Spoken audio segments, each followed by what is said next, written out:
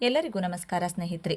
ಕರ್ನಾಟಕದಲ್ಲಿ ಗೋಚರಿಸುತ್ತಿರುವ ಈ 2026ರ ಮೊದಲ ಚಂದ್ರಗ್ರಹಣ ಇಂದು ನಡೆಯುತ್ತಿದ್ದು, ಈ ಚಂದ್ರಗ್ರಹಣವು ಎಷ್ಟು ಗಂಟೆಗೆ ಆರಂಭವಾಗುತ್ತದೆ ಹಾಗೂ ಎಷ್ಟು ಗಂಟೆಗೆ ಮುಗಿಯುತ್ತದೆ ಮತ್ತು ಗ್ರಹಣ ಸಂದರ್ಭದಲ್ಲಿ ಅನುಸರಿಸಬೇಕಾದ ಮತ್ತು ಪಾಲಿಸಬೇಕಾದ ನಿಯಮಗಳು ಮತ್ತು ಗರ್ಭಿಣಿಯಿರುವ ಮಹಿಳೆಯರು ವಹಿಸಬೇಕಾದ ಮುನ್ನೆಚ್ಚರಿಕೆಯ ಕ್ರಮಗಳು ಮತ್ತು ಈ ಗ್ರಹಣದ ಪ್ರಭಾವದಿಂದಾಗಿ ಯಾವೆಲ್ಲ ರಾಶಿಗಳಿಗೆ ಯಾವೆಲ್ಲ ಅದೃಷ್ಟವನ್ನು ತಂದಿದೆ ಎನ್ನುವ ಬಗ್ಗೆ, ಜೊತೆಗೆ ಗ್ರಹಣ ಮುಗಿದ ನಂತರ ಯಾವೆಲ್ಲ ನಿಯಮಗಳನ್ನು ಪಾಲಿಸಬೇಕು ಎನ್ನುವ ಕುರಿತಾಗಿ ಈ ವಿಡಿಯೋದಲ್ಲಿ ಸಂಪೂರ್ಣ ಮಾಹಿತಿಯನ್ನು ನೀಡಲಾಗಿತ್ತು. ಈ 2026ರಲ್ಲಿ ನಡೆಯುತ್ತಿರುವ ಈ ವರ್ಷದ ಮೊದಲ ಚಂದ್ರಗ್ರಹಣ ಇದಾಗಿದ್ದು, ಇದರ ಸೂತಕದ ಅವಧಿಯು ನಮ್ಮ ಕರ್ನಾಟಕದ ಮೇಲೆ ಮಾನ್ಯವಾಗಿರುತ್ತದೆ ಹಾಗೂ ಇದು ಭಾರತದಲ್ಲಿ ಗೋಚರಿಸುತ್ತಿರುವ ಕಾರಣಕ್ಕಾಗಿ ಗರ್ಭಿಣಿ ಇರುವ ಮಹಿಳೆಯರು ಕೂಡ ಇದರ ನಿಖರ ಸಮಯ ತಿಳಿದುಕೊಳ್ಳುವುದು ಅವಶ್ಯಕ. ಹಾಗೂ ಈ ಚಂದ್ರಗ್ರಹಣವು ಅತ್ಯಂತ ಪ್ರಭಾವಶಾಲಿಯಾಗಿದ್ದು, ಜ್ಯೋತಿಷ್ಯ ಶಾಸ್ತ್ರದಲ್ಲಿ ಈ ಗ್ರಹಣಕ್ಕೆ ವಿಶೇಷವಾದ ಸ್ಥಾನವಿದೆ. ಈ ಚಂದ್ರಗ್ರಹಣಕ್ಕೆ ಅತಿ ಹೆಚ್ಚು ಸಾಮಾನ್ಯವಾಗಿ ರಕ್ತಗ್ರಸ್ತ ಚಂದ್ರಗ್ರಹಣ ಹಾಗೂ ಸಂಪೂರ್ಣ ಚಂದ್ರಗ್ರಹಣ ಎಂದು ಸಹ ಕರೆಯಲಾಗುತ್ತದೆ, ಅಥವಾ ಇಂಗ್ಲಿಷ್ನಲ್ಲಿ ಪೆನಂಬ್ರಾಲ್ ಚಂದ್ರಗ್ರಹಣ ಎಂದು ಸಹ ಕರೆಯಲಾಗುತ್ತದೆ. ಬನ್ನಿ, ನೀವು ಕೂಡ ಗ್ರಹಣ ಮತ್ತು ದೇವರ ಮೇಲೆ ನಂಬಿಕೆ ಇರುವವರಾಗಿದ್ದರೆ ಈ ವಿಡಿಯೋಗೆ ಈಗಲೇ ಒಂದು ಲೈಕ್ ಮಾಡಿ ಹಾಗೂ ಈ ವಿಡಿಯೋವನ್ನು ದಯವಿಟ್ಟು ಚಂದ್ರಗ್ರಹಣದ ನಿಖರ ಸಮಯ ಮತ್ತು ಗ್ರಹಣದ ನಂತರ ಏನು ಮಾಡಬೇಕು ಏನು ಮಾಡಬಾರದು ಮತ್ತು ಗ್ರಹಣ ಸಂದರ್ಭದಲ್ಲಿ ಅನುಸರಿಸುವ ನಿಯಮ ಮತ್ತು ಪಾಲನೆಗಳ ಬಗ್ಗೆ ಮಾಹಿತಿಗಾಗಿ ದಯವಿಟ್ಟು ಈ ವಿಡಿಯೋವನ್ನು ಗರ್ಭಿಣಿ ಇರುವ ಮಹಿಳೆಯರಿಗೆ ಶೇರ್ ಮಾಡಿ ಮತ್ತು ಎಲ್ಲ ಕಡೆ ಪ್ರತಿಯೊಬ್ಬರಿಗೂ ತಲುಪುವವರೆಗೂ ಶೇರ್ ಮಾಡಿ. ಬನ್ನಿ, ಕಂಪ್ಲೀಟ್ ಆಗಿ ನೋಡೋಣ. ಪೂರ್ಣ ಚಂದ್ರನ ಸಮಯದಲ್ಲಿ ನಡೆಯುವ ಈ ಗ್ರಹಣ ಜ್ಯೋತಿಷ್ಯ ಶಾಸ್ತ್ರದ ದೃಷ್ಟಿಯಿಂದ ಮಹತ್ವಪೂರ್ಣವಾಗಿದ್ದು, ಚಂದ್ರನ ಮೇಲೆ ಕೇತು ಪ್ರಭಾವ ಇರುವುದರಿಂದ ಮನಸ್ಸು, ಆರೋಗ್ಯ ಮತ್ತು ಕುಟುಂಬ ಜೀವನದ ಮೇಲೆ ಪರಿಣಾಮ ಬೀರುವ ಸಾಧ್ಯತೆ ಇದೆ. ಚಂದ್ರನು ಮನಸ್ಸಿನ ಕಾರಕ, ಆದ್ದರಿಂದ ಗ್ರಹಣದ ಪರಿಣಾಮವಾಗಿ ಅಶಾಂತಿ, ಗೊಂದಲ ಮತ್ತು ಅನಿರೀಕ್ಷಿತ ಘಟನೆಗಳು ಸಂಭವಿಸಬಹುದು. ಈ ಬಾರಿ ಸಂಭವಿಸುವ ಮಹಾಚಂದ್ರಗ್ರಹಣವು ವಿಶೇಷವಾಗಿ ವೃಷಭ, ಸಿಂಹ, ಕನ್ಯಾ ಮತ್ತು ಮಕರ ರಾಶಿಯವರಿಗೆ ಸ್ವಲ್ಪ ಅಶುಭ ಸೂಚನೆಗಳನ್ನು ನೀಡುತ್ತಿದೆ. ಆದರೆ ಭಯಪಡುವ ಅಗತ್ಯವಿಲ್ಲ. ಜಾಗ್ರತೆ ಮತ್ತು ದೈವ ಭಕ್ತಿಯಿಂದ ಪರಿಣಾಮಗಳನ್ನು ಕಡಿಮೆ ಮಾಡಬಹುದು. ವೃಷಭ ರಾಶಿ, ಮನೆ ಮತ್ತು ಮನಶಾಂತಿಯ ಕಡೆಗೆ ಜಾಗ್ರತೆ ಇರಲಿ. ವೃಷಭ ರಾಶಿಯವರಿಗೆ ಈ ಗ್ರಹಣ ಮನೆ, ಮಠ ಮತ್ತು ಕುಟುಂಬ ಸಂಬಂಧಿತ ವಿಚಾರಗಳಲ್ಲಿ ಅಸ್ಥಿರತೆ ತರುವ ಸಾಧ್ಯತೆ ಇದೆ. ಆಸ್ತಿ, ವಾಹನ ಅಥವಾ ಗೃಹ ಸಂಬಂಧಿತ ಕೆಲಸಗಳಲ್ಲಿ ವಿಳಂಬ ಉಂಟಾಗಬಹುದು. ಮನಸ್ಸಿನಲ್ಲಿ ಅಶಾಂತಿ ಹಾಗೂ ಆತಂಕ ಹೆಚ್ಚಾಗಬಹುದು. ಕುಟುಂಬದಲ್ಲಿ ಸಣ್ಣ ಕಲಹಗಳು ಕಾಣಿಸಿಕೊಳ್ಳಬಹುದು. ಹಣಕಾಸಿನ ವಿಷಯದಲ್ಲಿ ಜಾಗ್ರತೆ ಅಗತ್ಯ. ಹೊಸ ಹೂಡಿಕೆಗಳನ್ನು ಮುಂದೂಡುವುದು ಒಳಿತು. ಆರೋಗ್ಯದ ಕಡೆ ಗಮನ ಹರಿಸುವುದು ಮುಖ್ಯ. ಸಿಂಹರಾಶಿ, ಮಾನಸಿಕ ಒತ್ತಡ ಮತ್ತು ನಿರ್ಧಾರಗಳಲ್ಲಿ ಎಚ್ಚರಿಕೆ. ಸಿಂಹರಾಶಿಯವರಿಗೆ ಈ ಗ್ರಹಣ ಜನ್ಮ ರಾಶಿಯಲ್ಲಿ ಸಂಭವಿಸುತ್ತಿರುವುದರಿಂದ ಹೆಚ್ಚು ಪರಿಣಾಮ ಬೀರುವ ಸಾಧ್ಯತೆ ಇದೆ. ಮನಸ್ಸಿನಲ್ಲಿ ಅಶಾಂತಿ, ಗೊಂದಲ ಮತ್ತು ನಿರ್ಧಾರಗಳಲ್ಲಿ ತಡಕು ಕಾಣಿಸಬಹುದು. ತುರ್ತು ನಿರ್ಧಾರಗಳನ್ನು ತೆಗೆದುಕೊಳ್ಳಬೇಡಿ. ಉದ್ಯೋಗ ಕ್ಷೇತ್ರದಲ್ಲಿ ಸ್ವಲ್ಪ ಒತ್ತಡ ಅಥವಾ ಸಹೋದ್ಯೋಗಿಗಳೊಂದಿಗೆ ಭಿನ್ನಾಭಿಪ್ರಾಯಗಳು ಸಂಭವಿಸಬಹುದು. ಆರೋಗ್ಯದ ಕಡೆ ವಿಶೇಷ ಗಮನ ಕೊಡಿ. ಧ್ಯಾನ ಮತ್ತು ಮಂತ್ರ ಜಪದಿಂದ ಮನಃಶಾಂತಿಯನ್ನು ಪಡೆಯಬಹುದು. ಕನ್ಯಾ ರಾಶಿ, ವ್ಯಯ ಹೆಚ್ಚಳ ಮತ್ತು ಆರೋಗ್ಯ ಜಾಗ್ರತೆ. ಕನ್ಯಾ ರಾಶಿಯವರಿಗೆ ಈ ಚಂದ್ರಗ್ರಹಣವು ಅನಿರೀಕ್ಷಿತ ವೆಚ್ಚಗಳನ್ನು ತರುವ ಸೂಚನೆ ನೀಡುತ್ತದೆ. ಆಸ್ಪತ್ರೆ, ಪ್ರಯಾಣ ಅಥವಾ ತುರ್ತು ಕಾರ್ಯಗಳಿಗೆ ಹಣ ಖರ್ಚಾಗಬಹುದು. ದೈಹಿಕ ದೌರ್ಬಲ್ಯ ಅಥವಾ ನಿದ್ರಾಹೀನತೆ ಕಂಡುಬರಬಹುದು. ಕೆಲಸದಲ್ಲಿ ಒತ್ತಡ ಹೆಚ್ಚಾಗಬಹುದು. ಆತುರದ ನಿರ್ಧಾರಗಳಿಂದ ದೂರವಿರಿ.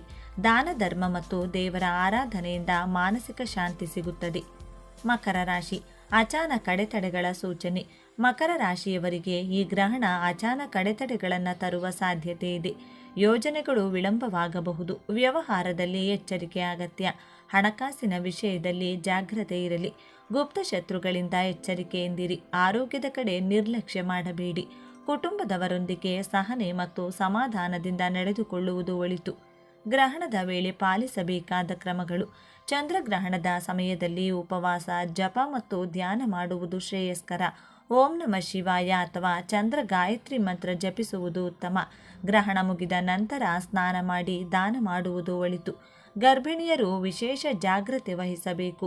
ಗ್ರಹಣ ಸಮಯದಲ್ಲಿ ಆಹಾರ ಸೇವನೆ ತಪ್ಪಿಸುವುದು ಶಾಸ್ತ್ರೋಕ್ತವೆಂದು ಹೇಳಲಾಗಿದೆ. ಮಾರ್ಚ್ 3ರಂದು ಸಂಭವಿಸುವ ಈ ವರ್ಷದ ಮೊದಲ ಮಹಾ ಚಂದ್ರಗ್ರಹಣವು ವೃಷಭ, ಸಿಂಹ, ಕನ್ಯಾ ಮತ್ತು ಮಕರ ರಾಶಿಯವರಿಗೆ ಸ್ವಲ್ಪ ಅಶುಭ ಸೂಚನೆ ನೀಡಿದರೂ ಇದು ಶಾಶ್ವತ ಕಷ್ಟದ ಸೂಚನೆಯಲ್ಲ. ಜಾಗ್ರತೆ, ಧೈರ್ಯ ಮತ್ತು ದೈವ ಭಕ್ತಿಯಿಂದ ಯಾವುದೇ ಅಡೆತಡೆಗಳನ್ನು ಸುಲಭವಾಗಿ ಎದುರಿಸಬಹುದು. ಗ್ರಹಣ ಕಾಲವನ್ನು ಆತ್ಮ ಪರಿಶೀಲನೆ ಮತ್ತು ಆಧ್ಯಾತ್ಮಿಕ ಚಿಂತನೆಗೆ ಬಳಸಿಕೊಂಡ್ರೆ ನಕಾರಾತ್ಮಕ ಪರಿಣಾಮಗಳನ್ನು ಕಡಿಮೆ ಮಾಡಿ ಜೀವನದಲ್ಲಿ ಶಾಂತಿ ಮತ್ತು ಸಮತೋಲನವನ್ನು ಸಾಧಿಸಬಹುದು. ಇದು ಪೌರ್ಣಮಿ ದಿನದಂದು ನಡೆಯುವ ಕೇತುಗ್ರಸ್ತ ಚಂದ್ರಗ್ರಹಣವಾಗಿದ್ದು, ಜ್ಯೋತಿಷ್ಯ ಶಾಸ್ತ್ರದ ಪ್ರಕಾರ ಇದು ಜನರ ಜೀವನದಲ್ಲಿ ಮಹತ್ವದ ಬದಲಾವಣೆಗಳನ್ನು ತರುವ ಸಾಧ್ಯತೆ ಇದೆ. ಈ ಗ್ರಹಣವು ಸಿಂಹ ರಾಶಿಯ ಪೂರ್ವ ಫಲ್ಗುಣಿ ನಕ್ಷತ್ರದಲ್ಲಿ ಸಂಭವಿಸುತ್ತಿದ್ದು, ಕೆಲವು ರಾಶಿಗಳಿಗೆ ಅಪಾರ ಅದೃಷ್ಟ ತರುವ ಅಖಂಡ ರಾಜಯೋಗವನ್ನು ನೀಡಲಿದೆ. ಗ್ರಹಣದ ಸಮಯ ಮತ್ತು ಗೋಚರತೆ. ಸ್ಪರ್ಶಕಾಲ ಸುಮಾರು ಮಧ್ಯಾಹ್ನ 3:20ಕ್ಕೆ, ಗರಿಷ್ಠ ಗ್ರಹಣ ಸಂಜೆ 6:33ರಿಂದ 6:40ರವರೆಗೆ, ಮೋಕ್ಷಕಾಲ ಸಂಜೆ 6:47ರವರೆಗೆ. ಭಾರತದಲ್ಲಿ ವಿಶೇಷವಾಗಿ ಕರ್ನಾಟಕ ಸೇರಿದಂತೆ ಚಂದ್ರೋದಯದ ಸಮಯದಲ್ಲಿ ಗ್ರಹಣದ ಅಂತಿಮ ಹಂತ ಪಾರ್ಶ್ವಗ್ರಹಣ ಗೋಚರಿಸಲಿದೆ. ಇದು ಟೋಟಲ್ ಲೂನಾರ್ ಎಕ್ಲಿಪ್ಸ್ ಆಗಿದ್ದು, ಚಂದ್ರನು ಕೆಂಪು ಬಣ್ಣಕ್ಕೆ ತಿರುಗುವುದನ್ನು ನೋಡಬಹುದು, ಬರಿಗಣ್ಣಿನಿಂದ ವೀಕ್ಷಿಸಬಹುದು ಎಂದು ಜ್ಯೋತಿಷ ತಿಳಿಸುತ್ತದೆ. ಗ್ರಹಣದ ಫಲಗಳು. ರಾಶಿಗಳ ಪ್ರಕಾರ ಗ್ರಹಣದ ಪ್ರಭಾವವು ಜನ್ಮ ರಾಶಿಯಿಂದ ಗ್ರಹಣದ ರಾಶಿಯ ದೂರದ ಮೇಲೆ ಅವಲಂಬಿತವಾಗಿರುತ್ತವೆ. ಈ ಗ್ರಹಣವು ಸಿಂಹದಲ್ಲಿ ನಡೆಯುತ್ತಿರುವುದರಿಂದ ಶುಭ ಫಲಗಳು. ಮಿಥುನ, ತುಲಾ, ವೃಶ್ಚಿಕ ಮತ್ತು ಮೀನ ರಾಶಿಯವರಿಗೆ ಈ ಗ್ರಹಣವು ಅಪಾರ ಯಶಸ್ಸನ್ನು ತರುವ ಸಾಧ್ಯತೆ ಇದೆ. ಇವರ ರಾಶಿಯಿಂದ 3, 6, 10 ಮತ್ತು 11ನೇ ಸ್ಥಾನಗಳಲ್ಲಿ ಗ್ರಹಣ ಸಂಭವಿಸುವುದರಿಂದ ಆರ್ಥಿಕ ಲಾಭ, ಉದ್ಯೋಗದಲ್ಲಿ ಪ್ರಗತಿ, ಸಮಾಜದಲ್ಲಿ ಗೌರವ ಹೆಚ್ಚಳವಾಗಲಿದೆ. ಇದನ್ನು ಜ್ಯೋತಿಷ್ಯದಲ್ಲಿ ಅಖಂಡ ರಾಜಯೋಗ ಎಂದು ಕರೆಯಲಾಗುತ್ತದೆ. ಮಧ್ಯಮ ಫಲ. ಮೇಷ, ಕರ್ಕಾಟಕ, ಧನು ಮತ್ತು ಕುಂಭ ರಾಶಿಯವರಿಗೆ ಮಿಶ್ರ ಫಲಗಳು ದೊರೆಯಲಿವೆ. ಲಾಭ ನಷ್ಟ ಸಮನಾಗಿರುವುದರಿಂದ ದೊಡ್ಡ ನಿರ್ಧಾರಗಳಲ್ಲಿ ಎಚ್ಚರಿಕೆಯನ್ನು ವಹಿಸಿ. ಅಶುಭ ಫಲಗಳು. ವೃಷಭ, ಸಿಂಹ, ಕನ್ಯಾ ಮತ್ತು ಮಕರ ರಾಶಿಯವರಿಗೆ ಮಾನಸಿಕ ಒತ್ತಡ, ಆರೋಗ್ಯ ಸಮಸ್ಯೆ ಅಥವಾ ಆರ್ಥಿಕ ಹಿನ್ನಡೆ ಎದುರಾಗಬಹುದು. ಈ ರಾಶಿಯವರು ವಿಶೇಷ ಜಾಗರೂಕತೆಯನ್ನು ಅಗತ್ಯ. ಗ್ರಹಣ ಮುಗಿದ ನಂತರ ಮಾಡಬೇಕಾದ ಶ್ರೇಷ್ಠ ಕಾರ್ಯಗಳು. ಗ್ರಹಣದ ಮೋಕ್ಷ ಕಾಲದ ನಂತರ ತಕ್ಷಣವೇ ಈ ಉಪಾಯಗಳನ್ನು ಮಾಡಿ ಶುಭ ಫಲಗಳನ್ನು ಪಡೆಯಿರಿ. ಸಚೀಲ ಸ್ನಾನ. ಗ್ರಹಣ ಮುಗಿದ ತಕ್ಷಣ ಮೈಮೇಲಿನ ಬಟ್ಟೆಯೊಂದಿಗೆ ನೀರನ್ನು ಹಾಕಿಕೊಂಡು ಸ್ನಾನ ಮಾಡಬೇಕು. ಶುದ್ಧಿ ಮತ್ತು ಪೂಜೆ. ಸ್ನಾನದ ನಂತರ ಮನೆಯ ಶುದ್ಧಿ ಮಾಡಿ ದೇವರ ಜಪ, ಪೂಜೆ ಮತ್ತು ಪುನಸ್ಕಾರಗಳನ್ನು ನಿರ್ವಹಿಸಿ. ದಾನ ಧರ್ಮ. ಒಂದು ಪಾತ್ರೆಯಲ್ಲಿ ಭತ್ತ ಹಾಕಿ ಮೇಲೆ ದಕ್ಷಿಣೆ ಇಟ್ಟು ದುರ್ಗಾದೇವಿ ಅಥವಾ ಪಾರ್ವತಿ ದೇವಿಯ ದೇವಸ್ಥಾನಕ್ಕೆ ದಾನ ಮಾಡಿ. ಇದು ಅತ್ಯಂತ ಶ್ರೇಯಸ್ಕರ. ಈ ಚಂದ್ರಗ್ರಹಣವು ಪ್ರಕೃತಿಯ ಮೇಲೆ ಪ್ರಭಾವ ಬೀರುವುದರ ಜೊತೆಗೆ ಮಾನವ ಜೀವನದಲ್ಲಿ ಭಾವನಾತ್ಮಕ ಮತ್ತು ಆಧ್ಯಾತ್ಮಿಕ ಬದಲಾವಣೆಗಳನ್ನು ತರುವ ಸಾಧ್ಯತೆ ಇದೆ. ಭಕ್ತಿ, ಸಂಯಮ ಮತ್ತು ಶಾಂತಿಯಿಂದ ದಿನವನ್ನು ಕಳೆಯಿರಿ. ದೀರ್ಘ ಸಮಯದ ಚಂದ್ರಗ್ರಹಣ ಇದಾಗಿದ್ದು, ಸಿಂಹ ಮತ್ತು ಫಾಲ್ಗುಣಿ ನಕ್ಷತ್ರ ಪುಂಜದಲ್ಲಿ ಜರುಗಲಿದೆ. ಜ್ಯೋತಿಷ್ಯ ಶಾಸ್ತ್ರದ ಪ್ರಕಾರ ಚಂದ್ರನು ಸಿಂಹ ರಾಶಿಯಲ್ಲಿ ಬರುತ್ತದೆ. ಈ ರಾಶಿಯವರು ಹೆಚ್ಚು ಎಚ್ಚರಿಕೆ ವಹಿಸುವಂತೆಯೂ ಹೇಳಲಾಗಿದೆ. ಕಾಮದಹನವನ್ನು ಹೋಳಿ ಹುಣ್ಣಿಮೆ ಹಿಂದಿನ ದಿನ ಫಾಲ್ಗುಣಿ ಪೂರ್ಣಿಮೆ ಎಂದು ಆಚರಿಸಲಾಗುತ್ತದೆ. ಚಂದ್ರಗ್ರಹಣ ಹಿನ್ನೆಲೆಯಲ್ಲಿ ಕಾಮದಹನದ ಮಾಡಕೂಡದು ಅಂತಲೂ ಕೂಡ ಹೇಳಲಾಗಿದೆ. ಇಂದು ಮಂಗಳವಾರ ಮಧ್ಯಾಹ್ನ 3:20ಕ್ಕೆ ಚಂದ್ರನಿಗೆ ಗ್ರಹಣ ಹಿಡಿಯಲು ಆರಂಭವಾಗುತ್ತದೆ. ಸಂಜೆ 6:47ಕ್ಕೆ ಮುಕ್ತಾಯಗೊಳ್ಳುತ್ತದೆ. ಈ ಚಂದ್ರಗ್ರಹಣದ ಅವಧಿ 3 ಗಂಟೆ 27 ನಿಮಿಷಗಳಷ್ಟು ಸುದೀರ್ಘವಾಗಿರುತ್ತದೆ. ಒಟ್ಟು ಚಂದ್ರಗ್ರಹಣವು ಸಂಜೆ 4:34ಕ್ಕೆ ಪ್ರಾರಂಭವಾಗುತ್ತದೆ. ಭಾರತದಲ್ಲಿ ಚಂದ್ರಗ್ರಹಣ ಗೋಚರದ ಸಮಯ. ಭಾರತದಲ್ಲೂ ಚಂದ್ರಗ್ರಹಣವು ಗೋಚರಿಸುತ್ತದೆ. ಆ ದಿನ ಸಂಜೆ 6:22 ಗಂಟೆಗೆ ಚಂದ್ರಗ್ರಹಣವನ್ನು ನೋಡಬಹುದು. ಹುಣ್ಣಿಮೆ ಬೆಳದಿಂಗಳಲ್ಲಿ ಗೋಚರಿಸಲಿದೆ. ಸಂಜೆ 6:47ಕ್ಕೆ ಕೊನೆಗೊಳ್ಳುತ್ತದೆ. ಈ ಸಮಯದ ಪ್ರಕಾರ ಭಾರತದಲ್ಲಿ ಚಂದ್ರಗ್ರಹಣವು ಕಡಿಮೆ ಸಮಯದವರೆಗೆ ಗೋಚರಿಸುತ್ತದೆ. ಒಟ್ಟು 25 ನಿಮಿಷಗಳಷ್ಟು ಕಾಲ ಚಂದ್ರನಿಗೆ ಗ್ರಹಣ ಹಿಡಿದಿರುವುದನ್ನು ಭಾರತೀಯರು ನೋಡಬಹುದು. ಇದರಿಂದಾಗಿ ದೇಶದ ವಿವಿಧ ಕಡೆಗಳಲ್ಲಿ ಚಂದ್ರೋದಯದ ಸಮಯದಲ್ಲಿ ಬದಲಾವಣೆಯಾಗುವ ನಿರೀಕ್ಷೆ ಇದೆ. ಈಗಾಗಲೇ ಚಂದ್ರನ ಪ್ರಭಾವದಲ್ಲಿರುವ ಸಿಂಹ ರಾಶಿಯಲ್ಲಿ ಜನಿಸಿದವರಿಗೆ ಎಚ್ಚರಿಕೆ ವಹಿಸಬೇಕು. ಮಾರ್ಚ್ ತಿಂಗಳು ಅವರ ಪಾಲಿಗೆ ಸವಾಲಿನ ತಿಂಗಳಾಗಬಹುದೆಂದು ಜ್ಯೋತಿಷ್ಯ ಶಾಸ್ತ್ರ ಹೇಳುತ್ತದೆ.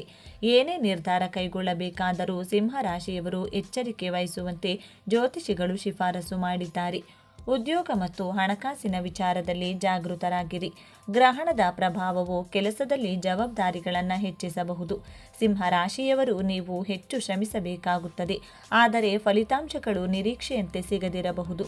ಅದು ಉದ್ಯೋಗದಲ್ಲಿನ ನಿರಾಶೆಗೆ ಕಾರಣವಾಗಬಹುದು.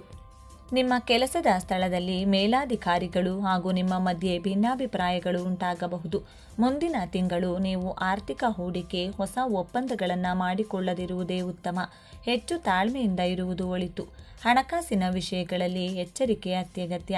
ಶನಿಯ ಪ್ರಭಾವ ಮತ್ತು ಚಂದ್ರಗ್ರಹಣ ಸಂಯೋಜನೆಯು ನಿಮ್ಮ ಮೇಲೆ ಆರ್ಥಿಕ ನಕಾರಾತ್ಮಕ ಪ್ರಭಾವ ಉಂಟು ಮಾಡಬಹುದು. ವೆಚ್ಚ ಹೆಚ್ಚಾಗಬಹುದು. ಸಿಗಬೇಕಾದ ಹಣವು ನಿಮ್ಮ ಕೈ ಸೇರುವುದು ತಡವಾಗಬಹುದು. ನಿಮ್ಮ ಖರ್ಚು ವೆಚ್ಚ, ಹೂಡಿಕೆಯ ಮೇಲೆ ಗಮನ ಇರಲಿ. ಆರ್ಥಿಕ ವಿಚಾರದಲ್ಲಿ ಬುದ್ಧಿವಂತಿಕೆ, ಉದ್ಯೋಗ ವಿಚಾರದಲ್ಲಿ ತಾಳ್ಮೆಯಿಂದಿರಬೇಕಿದೆ.